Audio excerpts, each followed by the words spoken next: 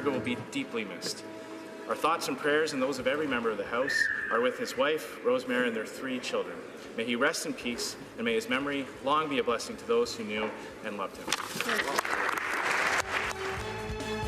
Mr. Speaker, CSIS warned the Liberal government all the way back in 2015 that returning ISIS fighters were a continuing and real threat to Canada. They warned that Canadian citizens were recruited by ISIS, quote, not because they needed more foot soldiers, but because they want to teach the Westerners to take the struggle into every neighborhood and subway back home. So ISIS specifically trained Canadian fighters to come back here and terrorize our community, and the Liberals knew about it for over 2 years. So why is the Prime Minister so focused on reintegration services and not putting these people in jail? I asked outside of the walls of this House when the Minister of Finance sold his 680,000 shares in Morneau Shepell. I also enumerated all the facts leading up to that sale. And I am absolutely confident that everything I've said out there and in here is true.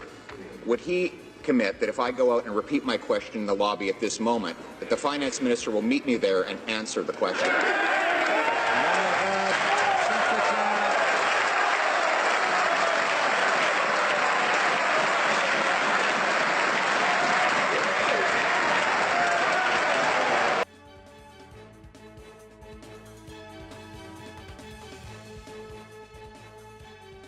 After weeks of the Finance Minister demonstrating outrageous disrespect towards Canadians, and after careful consideration, in my capacity as Leader of the Opposition, I am officially calling on Bill Morneau to resign as Finance Minister.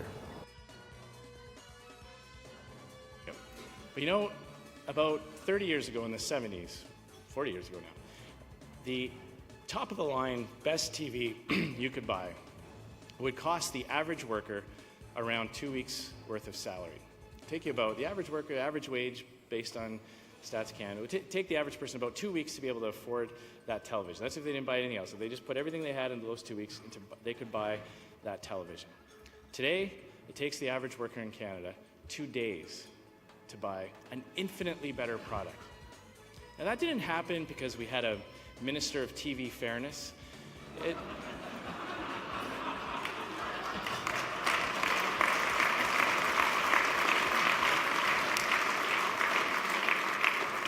There's no Royal Commission on Innovation, and there was no speeches given about we'll get you 500 channels in every living room and a chicken in every pot. It was because the free market worked.